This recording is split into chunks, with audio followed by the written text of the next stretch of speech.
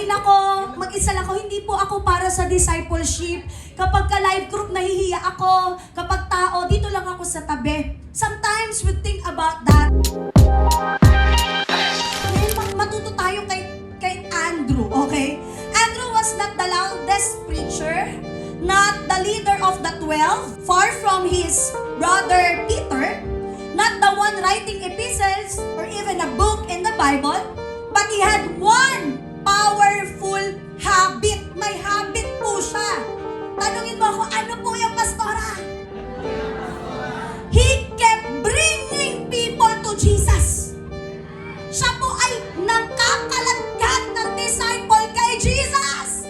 Hallelujah! Because I believe hindi naman tayo lahat preacher, hindi naman tayo lahat teacher, pero every one of us ay in-empower po ng Panginoon magbitbit ng kaluluwa palapit sa Kanya. Never underestimate the power of bringing even one to Jesus. Kahit isa lang yan, multitudes yan.